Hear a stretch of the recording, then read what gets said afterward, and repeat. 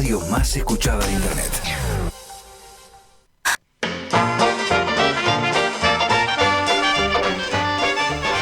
Bueno, y seguimos con más teatro, ¿sí? Y en este caso lo tenemos en línea a Fabián Bertonazzi. Vamos a aplaudir, vamos a aplaudir. Porque está dirigiendo, la verdad, un clásico, ¿sí?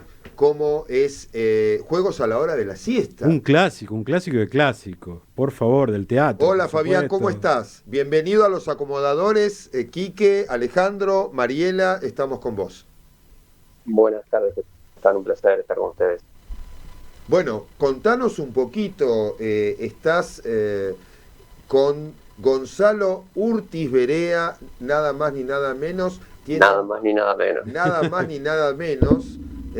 Son responsables de la puesta en escena y la dirección de Juegos a la hora de la siesta, que vamos a decir que se están presentando, ya chivo completo desde el principio, que se están presentando en Espacio Callejón, Humahuaca 3759, los días jueves a las 20:30. ¿Es así?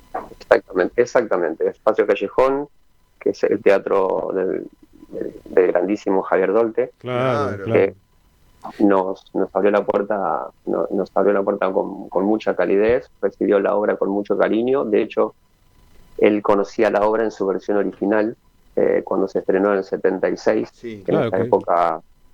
Estaba Víctor Laplace, ¿no? En el elenco, si no. ¿Cómo? Estaba Víctor Laplace, creo, en el elenco. No, en este elenco estaba Gonzalo Urtiz Berea, Gerardo Romano, Gerardo. Romano. Ahí está. Sí. Virginia Lombardo. Sí. Ahora, una obra en donde fue prohibida por la dictadura militar, y bueno, y en este caso, contanos un poquito, y para todo el público que nos está escuchando, ¿de qué trata Juegos a la hora de la siesta? Bueno, Juegos a la hora de la siesta es una obra bellísima que escribió Roman Mayeu, como dijiste recién, en el año 74-75 la escribió, se estrenó en el 76 y la imprimieron en el 78. Esta fue la obra que provocó que Roma tuviera que exiliarse primero en Francia y después en España. Pero esta obra se convirtió en un clásico de nuestro teatro.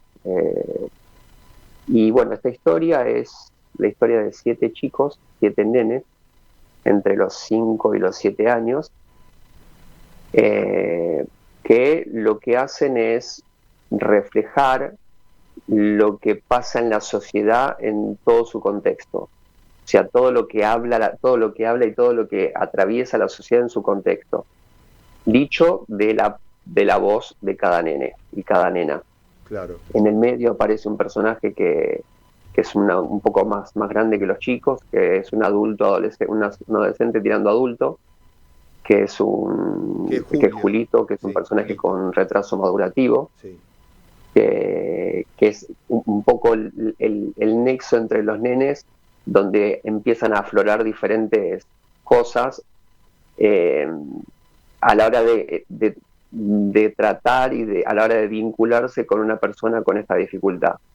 Más allá de que entre ellos mismos tienen su propia forma de hablar entre ellos, de jugar entre ellos, de pelearse entre ellos y marcar y determinar bien qué es lo que los atraviesa a ellos desde su casa hacia el exterior y hacia sus padres. Claudio, vos hiciste la adaptación, además de la obra. ¿Con qué cosas te encontraste a la hora de decidir esto lo dejo, esto lo tengo que reformular? Mira, la adaptación se basó más que nada en hacer el juego un poco más dinámico para los chicos, porque no es lo mismo. Los actores que tenemos son chicos jóvenes, con experiencia, pero son jóvenes para que den el rol de los nenes. Pero la idea era salir del juego de los 70 y pico y traerlos ayornados a unos juegos más actuales, y hacemos pasajes desde esa época a la actualidad, cosa que la intención era de que no importara qué generación, sino que la historia te atravesara igual. Claro. Tanto por una cosa o por la otra, vos te sintieras atravesado igual.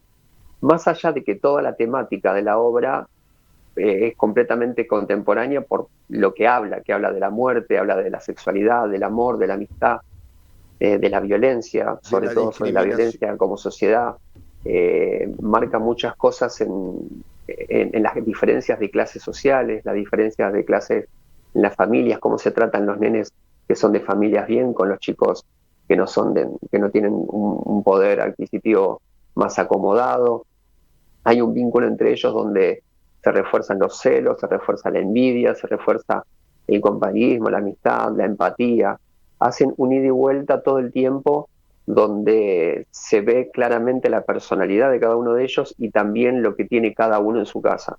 Y lo que te iba a decir, que sea el 76, 86, 96 o ahora, los chicos tienen, sin darse cuenta o dándose cuenta, pero son muy discriminatorios. O sea, lo sentí yo a mi edad y sigue pasando ahora, y en este caso... Chico. Sí, decime. No, decime, perdón, seguí. No, hablaba del tema universal, que no es un tema de tiempos, de la discriminación de los chicos. Los chicos son muy crueles. Exacto. Los chicos al no tener filtro y al considerar que siempre tienen la razón, son crueles. Y a la hora de cómo se dice ahora, el bullying, que antes se lo decía de otra forma, pero sí, el tenerlo de punto y esas cosas son bastante no son crueles, y ellos no son muy pocos los límites que tienen, que a medida que uno va creciendo va encontrando los límites, si es que los encuentra, porque hay adultos que también siguen en la misma, y eso es lo que se ve en la obra constantemente. Y lo que la obra determina es, más allá de que la historia no es verídica, pero los personajes sí son reales, porque Roma Mayeu se inspiró en 7 nenes que son reales.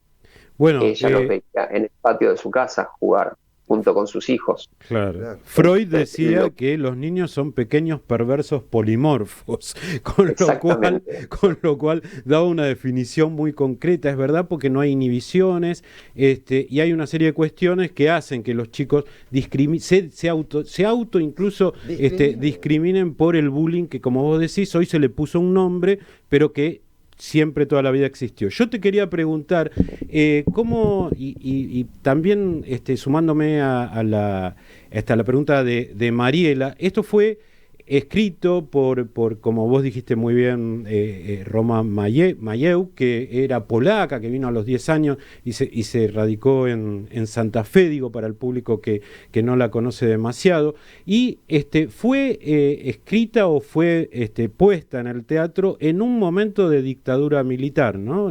Han pasado casi 40 y pico de años. 48 años. Claro, ¿me puedes explicar vos como el puestista, adaptador y demás, cómo resuena hoy la obra con los temas que en ese momento irritaron tanto a la dictadura militar, que de hecho, como vos dijiste, Roma tuvo que exiliarse en Francia y España? ¿Cómo resuena hoy todos esos conflictos? Mira, lamentablemente hoy por hoy, de estos temas que pensamos que ya se habían acabado, no sé, poco que se sigue hablando de lo que es la dictadura, los represores, y está todo el tiempo en la boca y en las noticias donde un tema que parecía ser terminado o por lo menos indiscutido, hoy se sigue discutiendo. Más allá de que la obra no se basa 100% en la dictadura militar, pero sí lo que hace es, en el lenguaje que creó Roma con estos personajes, lo que hace es decir las cosas de forma velada, para que en su momento no la prohibieran, pero bueno, llegó un momento que cayó la ficha y sucedió lo que sucedió, que de hecho tardaron mucho en cancelar la obra. La quisieron cancelar a los 8 o 9 meses, pero estaba tan premiada la obra que no podían. Pero Ahora, como después, al tiempo, aparte de los espectadores, gente del arzobispado, que hay una escena muy fuerte con respecto a la iglesia, que no es en contra de la iglesia, sino es una reacción de una nena, porque la obra antes se iba a llamar Susana no quiere a Dios. Ese era el título original. No sabía. pero después se lo cambió por Juegos a la hora de la siesta. Sí, porque ya de movida, sin leerla siquiera, No. la iban a sacar Claro. de cartel, obvio. Entonces hay una escena muy fuerte que realmente la gente se le pone los pelos de punta. Yo que tengo, como conozco mucho la obra, yo a la obra no la miro, sino lo que hago es mirar la cara del público cuando voy. Claro. Eh, a esa parte la gente es como que se le nota que le corre el frío por la espalda cuando pasa todo eso. Y cuando fueron del arzobispado a ver la obra, la gente de la iglesia protestó ante el gobierno cívico-militar como pidiendo que se la prohíba por herejía. Y sí. Entonces aprovecharon me esa extraña. denuncia de la iglesia para ellos hacer otro decreto, un segundo decreto, para poder cancelarla por explicar prácticas subversivas. Claro. Dios mío. Dios Sí, mío. sí, es una obra que tiene Ay, mucha Dios. historia detrás, ¿no? Que por ahí la obra habla más de lo que le pasó en sí a la obra en el momento que otra cuestión, ¿no? Porque son dos historias paralelas, la obra en Claro. sí y lo que sucedió con la obra, ¿no? Eso es muy interesante y eso se Claro. da cuando los textos, las obras de teatro interpelan, ¿no? Al poder en este caso.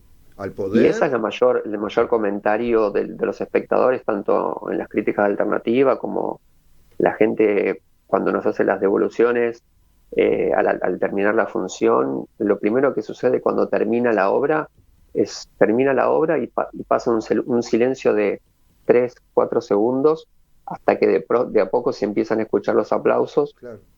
porque cuando termina la obra es como que no podés creer lo que pasó. Mm.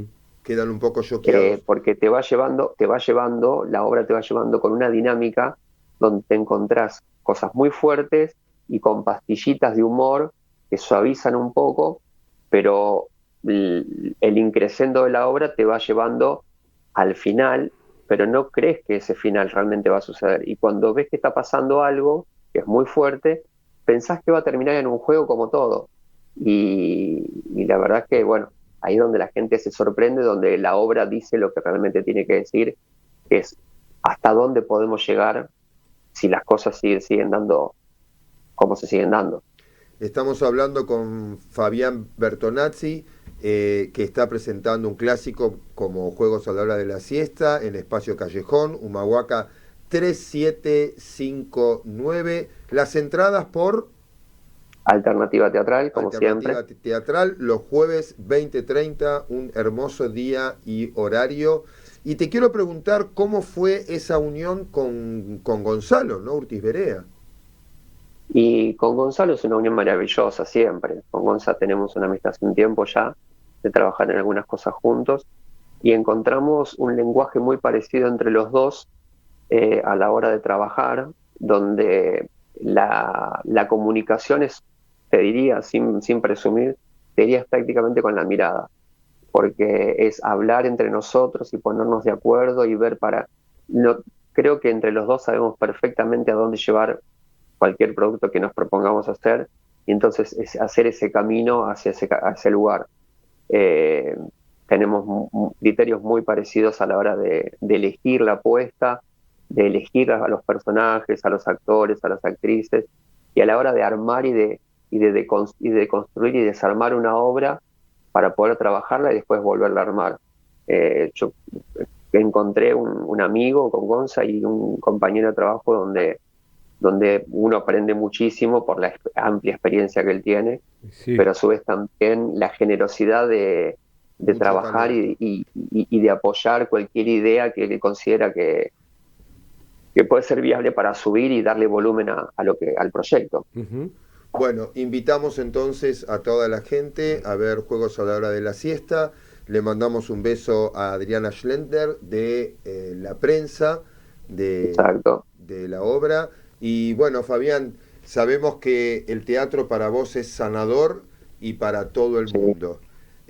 Así que te mandamos un beso y un abrazo ¿Te puedo- muy, muy fuerte. ¿Te puedo pedir 2 cositas si no te molestan? Por supuesto. Me gustaría nombrar algo que tuvimos la oportunidad de trabajar en los ensayos, y cada personaje tiene, los chicos Sí. que te los nombro rapidito, que son Emiliano Imperioso, Cecilia Blanco, Ana Paula Félice, Agustín Sosa, Jerónimo Gómez Roca, Evelyn Herbert, Iván Domnanovich y Nicolás Espinosa, que cada uno tiene su elemento para desarrollar la obra, y conseguimos, uno de los personajes tiene que llevar un casco de soldado, y tuvimos el honor de que Héctor Pujol, un excombatiente de Malvinas, nos cedió su casco, que lo acompañó en las islas, para poder hacer la obra. Entonces el personaje de Andrés tiene un casco real de soldado para poder desarrollar el personaje. Y eso qué es lindo, un ¿no? misticismo que le da al personaje. Qué lindo gesto. Muy, muy fuerte. Muy lindo gesto. Una generosidad hermosa. Bueno, Fabián, te queremos agradecer muchísimo y bueno, a ver este clásico en el Espacio Callejón. Muchas gracias y este aplauso. Muy bien, gracias. muy bien. Muchísimas gracias a ustedes. Espero verlos en el teatro. Gracias. Ya estaremos allá. Nos vamos a un separador chiquitito y terminamos el programa. Tenemos un montón para hablar de lo que nos gusta. Ahora empiezan los acomodadores. ¡Que se preparen!